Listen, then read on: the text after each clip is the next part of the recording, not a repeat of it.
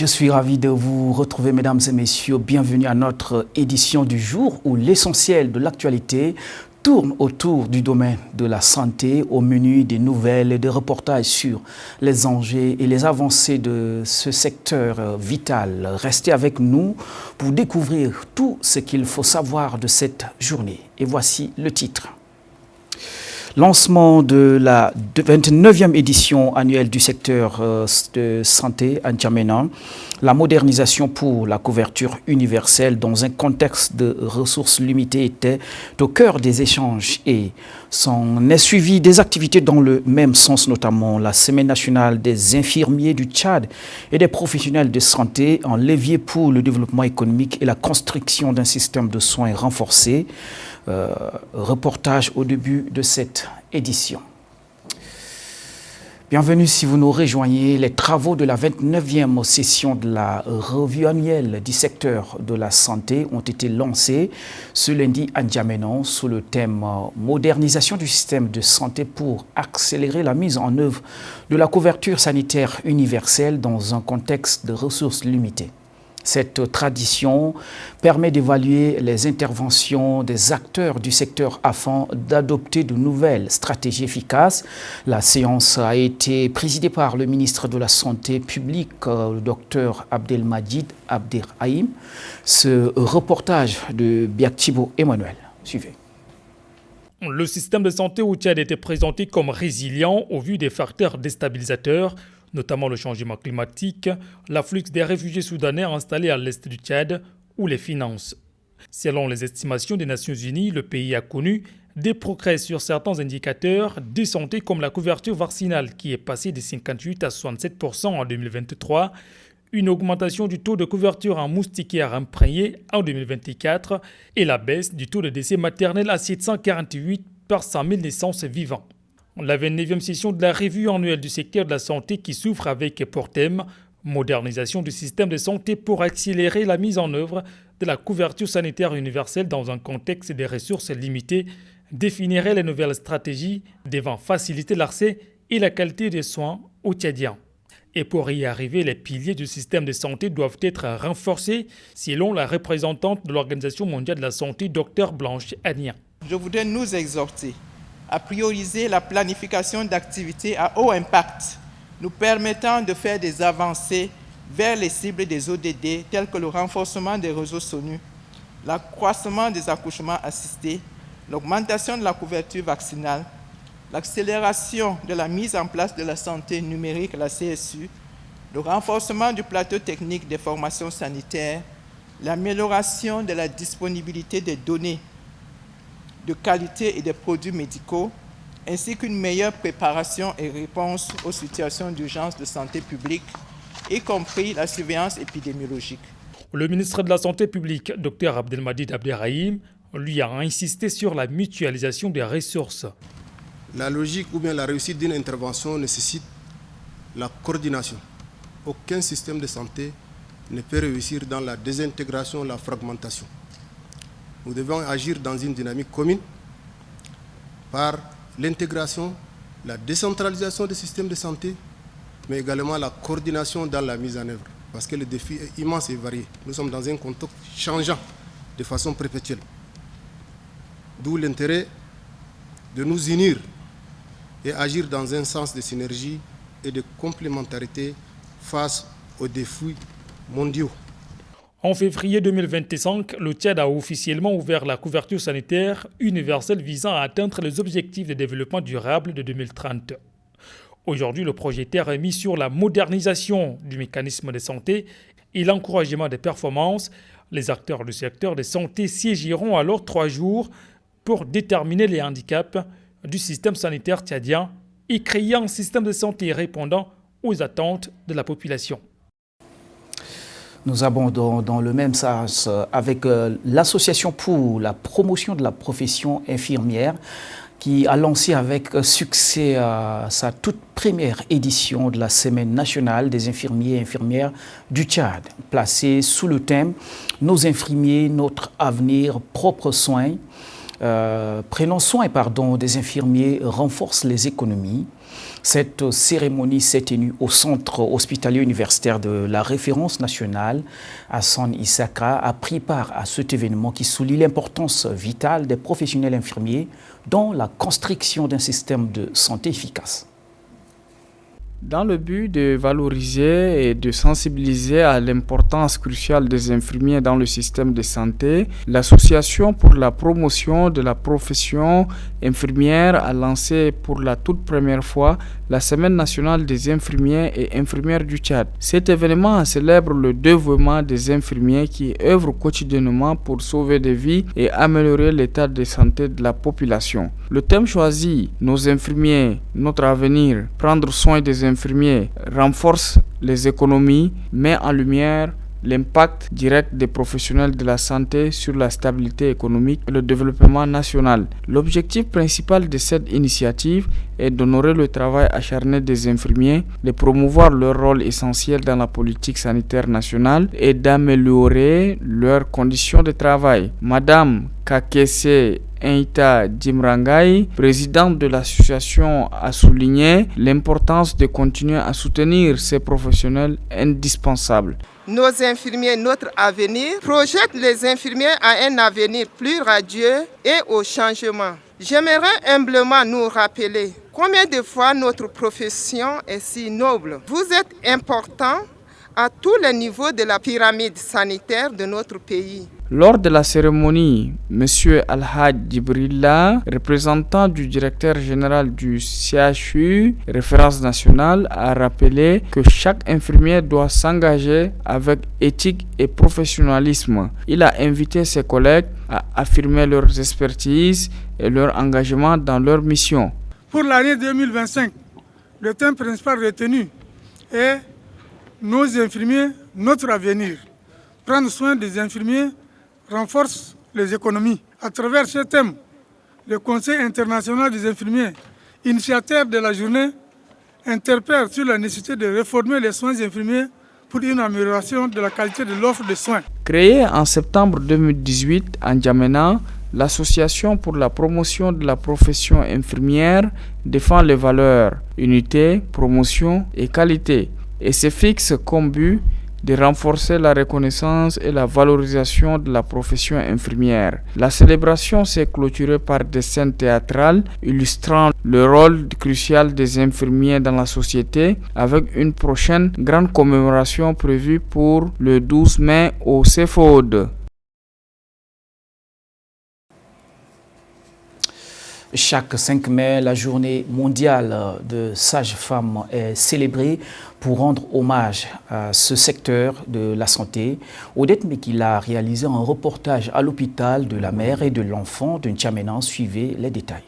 La journée internationale de la sage-femme est une journée très importante et qui mérite d'être célébrée et valorisée. Cette journée donne de la valeur et la considération à toutes les femmes qui aident les autres femmes à donner vie. Comparées souvent à des héroïnes, elles sont prêtes et disponibles à tout moment de faire naître des bébés ou des nouveau-nés chaque jour. À l'ère des réseaux sociaux et de la multiplication d'intervenants non qualifiés dans le domaine de la périnatalité, de nombreux messages circulent sur la grossesse et l'accouchement. Entre idées reçues et conseils non vérifiés, il est parfois difficile pour les femmes enceintes de distinguer le vrai du faux. Pour élucider ce phénomène de doute, Mme Zenaba Hissène Oudré dit ce que cette journée représente pour elle et précise également le rôle de la sage-femme. Les conseils à donner aux parents. Quand vous avez déjà amené une femme au mains des sages-femmes, soyez rassurés. C'est parce qu'il y avait déjà quelque chose qui vous a poussé de ramener cette femme aux mains des sages-femmes. Donc, ayez confiance. Les sages-femmes sont là pour aider les femmes à accoucher, pour les aider dans toutes les tâches. Mais elles ne sont pas là pour leur faire du mal. Dans ce contexte, il est essentiel de rappeler le rôle fondamental de la sage-femme. Les sages-femmes sont des professionnels de santé qualifiés, formés pour accompagner les femmes tout au long de leur grossesse, de l'accouchement et du postpartum. Elles sont compétentes pour dépister les risques, intervenir en cas de complications et assurer la sécurité de la mère comme du nouveau-né. Comme tout autre métier, l'on ne saurait parler de cette journée sans relever les difficultés. Les difficultés rencontrées par les sages-femmes sont énormes. Parfois, on a les attroupements dans les salles d'accouchement les parents des malades viennent pour les demander de sortir et puis pour qu'on puisse bien surveiller les femmes. Les gardes-malades refusent. On a les difficultés à donner même du sang. On nous amène des femmes qui saignent, mais maintenant pour leur donner du sang, il faut expliquer et réexpliquer aux parents. Et ils ne veulent pas honorer. Donc les difficultés rencontrées par les sages-femmes dans la salle d'accouchement sont énormes. Rappelons que cette journée permet aussi aux femmes enceintes de bien suivre le processus de la visite prénatale pour la santé du bébé et de la maman. Ceci permettra d'avoir un accouchement normal, sans difficulté et un bébé en bonne santé. Le directeur général du COFID, Centre de formation et d'initiative au développement, Souleymane Babikir Ben Baka, a lancé la 2e édition de la semaine scientifique de son centre situé à Walia dans le 9e arrondissement. Cet événement placé sous le thème « Évolution des professions en santé » a rassemblé le professionnel, les étudiants dans une ambiance d'échange et de partage. Suivez.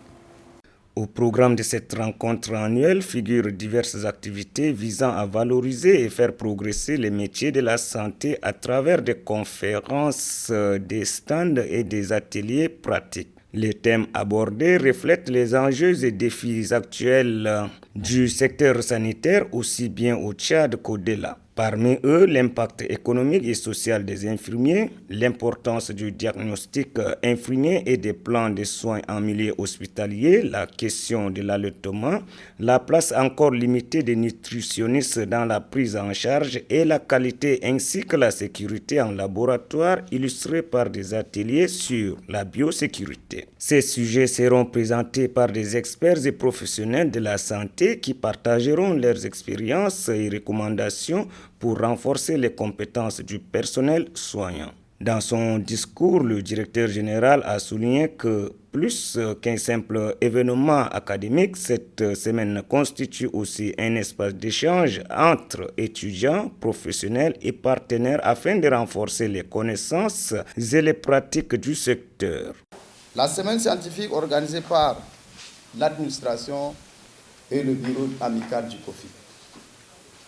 À travers ce thème rassembleur, évolution des professions en santé, doit s'articuler autour de partage de préoccupations, d'expériences, d'intervention et de réflexion en vue de dégager des pistes de solutions et d'actions collectives visant à la meilleure accessibilité, enfin d'ouvrir la voie aux étudiants aspirant à soutenir des mémoires dans cette lignée, enfin d'accéder au métier de leur choix. En continuité avec les objectifs poursuivis par le COFID, cette activité doit contribuer à nourrir la culture académique, scientifique et professionnelle. En plus des conférences et panels, la semaine sera animée par des activités culturelles, des compétitions sportives ainsi que des expositions de produits tels que savon liquide, eau de javel, vinaigre élaborés par les étudiants en nutrition, sans oublier la présentation des livres. Merci à Amta pour ce reportage. Le syndicat unifié des chauffeurs et conducteurs du Tchad a annoncé cet après-midi la suspension de ses activités en raison de l'agression ressentie d'un chauffeur par les forces de l'ordre, dit-il, ainsi que de nombreuses difficultés rencontrées sur la route. À ce sujet, écoutez la déclaration de Yonti Alex, l'un des chauffeurs recueilli par Jessica Ferry. Lorsque vous voyez l'arrêt de travail que nous avons fait, nous avons ras-le-bol, puisque l'autorité tchadienne, je ne sais même pas comment je peux le traiter. On a tiré sur mon collègue devant moi à bout portant. Je me suis dit que c'était une blague, comme si je rêvais. J'ai constaté que c'était vraiment une réalité et c'est l'autorité qui a tiré sur notre camarade. Je me suis posé la question, où en sommes-nous? C'est d'où vous voyez l'arrêt de travail que nous avons essayé de se soutenir. Puisque le collègue chauffeur, s'il est tchadien ou camerounais, c'est chauffeur égale chauffeur. Et après ça, nous avons le problème de pont bascule que nous arrivons lorsque nous sortons de la douane pour aller décharger. On est sur le rang, De 23 h, on se retrouve à 5 h du matin. Et à 5 h du matin, on ne peut plus circuler. Et l'autorité vient encore nous prendre les dossiers pour nous amener en fourrière. Vraiment, nous ne savons plus si c'est le travail, si nous venons ici au Tchad chercher les problèmes ou bien nous venons pour servir la population. Comme notre travail, comme nous sommes sortis de chez nous pour rendre service. Donc vraiment, c'est ce que j'ai à dire. Nous en avons marre. Vraiment, il faut qu'on trouve une solution par rapport à ça. Au Cameroun, nous n'avons pas ce genre de problème. D'abord, la seule ville au Cameroun qu'on n'entre pas à partir en journée, c'est Yaoundé. Et Yaoundé est dévié de l'itinéraire du corridor. Et vous pouvez en demander aux chauffeurs tchadiens, ils peuvent en témoigner s'ils ont aussi ce problème, si c'est réciproque. Donc vraiment, voilà notre problème. Nous souhaitons que l'État trouve une solution à ce problème de pont bascule et vraiment voir comment ils vont faire pour discipliner l'autorité, que ce soit militaire ou gendarme ou quoi, parce que nous sommes traités comme du bétail. La première édition du Salon des écrivains et auteurs du Logone oriental a lieu à Doba, chef-lieu de la province du Logone oriental, du jeudi 25 au 27 avril. Plus de 60 participants, dont des écrivains locaux et une délégation camerounaise, ont pris part à cet événement. Notre correspondant Missa Missa a pris part à cette rencontre. Suivez. Le premier salon des écrivains et auteurs du Logone oriental s'est tenu à Doba du 25 au 27 avril 2025. Cet événement littéraire a rassemblé hommes des lettres, autorités et habitants pour mettre en lumière le patrimoine littéraire local. Pour nous, il s'agit de faire notre part de colibri afin que notre pays, dans son entièreté, et notre beau Logone oriental en particulier, soit perçu comme une terre d'hommes pouvant s'armer de la plume pour s'aimer des idées à tout vent. Chers confrères, que nos voisins venus du Cameroun pour cette fête du livre, sous les manguiers, admirent le talent et la générosité des enfants issus des 6 départements de Doba. Le concours de poésie organisé dans le cadre du CALO a vu le prix du poème Mon Doba natal attribué à 3 lauréats témoignant la qualité exceptionnelle des œuvres soumises, ce qui a rendu la tâche du jury particulièrement ardue. C'est un travail vraiment qui était très difficile parce que là, les jeunes, chacun a montré son talent, mais ce n'était pas facile pour faire sortir le 3 premiers, mais avec le concours de mon conseiller, on a fait sortir le 3 meilleurs. Les organisateurs de cette manifestation ont été salués pour leur travail acharné et leur dévouement, méritant à ce titre des récompenses selon les participants et observateurs. Ce salon m'a permis déjà de sensibiliser assez de jeunes, ça à travers les émissions au niveau donc des radios communautaires locales, parce qu'ils ont su et ils ont compris aussi que le monde a besoin d'un changement. Pendant les 3 jours qu'a duré le salon, nous avons eu le privilège d'échanger avec beaucoup d'auteurs, une centaine environ, et nous avons constaté également le dynamisme et la volonté des Tchadiens à prendre part à ce salon. Le président du comité d'organisation s'est déclaré comblé par le succès de cette rencontre longtemps perçue comme un mythe. Parti de rien, comme vous le dites, aujourd'hui c'est une réalité. Nous avons assisté à l'ouverture devant un parterre de personnalités de la province. Et ensuite, nous avons eu la chance de pouvoir organiser 8 dédicaces sur les 10 qui étaient prévus. Je pense que pour une première, on peut s'estimer heureux du déroulement. Vivement que cette initiative impacte sur la valeur des talents locaux et renforce la culture littéraire dans le Logone oriental. Faisons un tour dans le reste du monde pour clore cette édition, parler de la dernière messe qui met un terme aux funérailles du pape après 9 jours de deuil. Nous irons en Haïti où les populations manifestent contre les gangs. Nous évoquerons également le fossé évident entre Ouagadougou et les chancelleries occidentales. Et dans le dernier virage, les échos de l'artiste musicien Pep Dedi, dont le procès débute ce lundi. Le résumé avec Joël Kodjemana. En Haïti, le peuple exige la démission du gouvernement. La journée de dimanche 4 mai a été marquée par des manifestations à la capitale haïtienne. Le peuple demande le départ du Premier ministre et dénonce les violences des gangs. Instable depuis des années, Haïti fait face à de nombreux problèmes, que ce soit politique, social ou économique. Et jusqu'ici, l'insécurité va grandissante avec la forte présence des gangs. Pour mettre un terme, les citoyens manifestent. Pour eux, le Conseil présidentiel de transition doit partir. Cette manifestation fait suite à l'hommage à plusieurs leaders communautaires récemment tués lors des violents affrontements avec des groupes armés. En effet, entre janvier et mars 2025, plus de 1600 personnes ont été tuées et au moins 580 blessés dans des violences liées aux gangs. Selon les États-Unis, 2 grandes factions sont au centre de ces violences, notamment Vive Absent et Gang Griffe. Vive Absent est une coalition influente et Gang Griffe domine la région centrale du pays. Cependant, les ONG s'inquiètent et craignent que cette déclaration des États-Unis complique davantage leurs opérations humanitaires,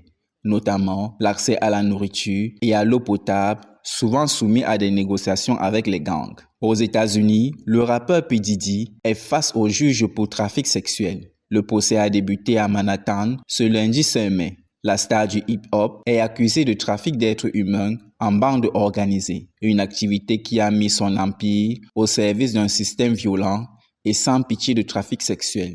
Il risque la prison à vie lors de ce procès. Âgé de 55 ans, P. Diddy comparaît dans une prison de Brooklyn en raison des risques de fuite et de pression sur les témoins ou les victimes. Il a plaidé non coupable, assurant que toutes les relations étaient consenties et refusé un compromis de dernière minute. En France, le sommet Choose Euro for Science est ouvert à Paris. Emmanuel Macron et Ursula von der Leyen font un appel du pied aux chercheurs étrangers, particulièrement menacés aux États-Unis par les politiques de l'administration Trump. Ceux-ci veulent récupérer tous les chercheurs installés aux États-Unis. En organisant cette initiative avec pour but des possibles incitations financières pour les attirer. En fait, l'euro veut attirer les chercheurs américains après les coupes budgétaires de la recherche par l'administration de Donald Trump. Les États européens essaient les uns et les autres de conquérir les cerveaux qui fuiraient les États-Unis, explique Gabriel Solange, chercheur en civilisation américaine à l'université Paris City.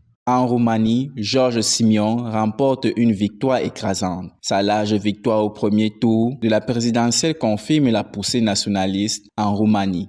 Le candidat d'extrême droite et admirateur de Trump a obtenu 40,9% des voix au premier tour de la présidentielle le 4 mai, largement en tête. À 38 ans, Georges Simon a mis en avant sa jeunesse et sa maîtrise des réseaux sociaux durant toute la campagne. Il s'est aussi fait remarquer pour ses idées très proches de Donald Trump et son admiration pour le milliardaire. À de nombreuses reprises, il a été aperçu arborant une casquette « Make America Green Again ». À l'instar du président américain, Georges Simon promet de relever les coulisses de l'État profond. Il veut aussi partir à la chasse des dépenses inutiles dans le budget de l'État et supprimer des postes. En Italie, dernière messe avant le conclave. Le deuil officiel de 9 jours du pape François s'est terminé dimanche par une grande célébration eucharistique dans la basilique Saint-Pierre, à quelques jours du conclave qui désignera le successeur du souverain pontife. Une grande messe a été ainsi organisée pour marquer la fin de la période de deuil de celui-ci. La célébration a été présidée par le cardinal François-Dominique Mamberti en présence de ses homologues, des premiers conseillers du souverain pontife et de nombreux fidèles. À Rome, 135 cardinaux se réuniront dès le 7 mai pour élire le nouveau pape. Au Burkina Faso, le gouvernement prend ses distances avec l'Occident. Alors que le pays fait ce choix avec les alliances occidentales, le débat met en avant la question de savoir si cette décision reflète un pas audacieux vers une véritable autonomie africaine. Une souveraineté qui pourrait réellement faire de l'État un pays libre de ses mouvements et décisions. Une question sur le risque d'aggraver l'instabilité régionale se pose. Pour bon nombre, il est important de relever l'impact politique, sécuritaire et symbolique du changement du Burkina Faso, en particulier dans le contexte plus large du Sahel aux côtés du Mali et du Niger. C'est avec les précisions de Joël Kodjamana que nous mettrons terme à cette édition. Merci de l'avoir suivi. Je vous retrouve demain. À bientôt.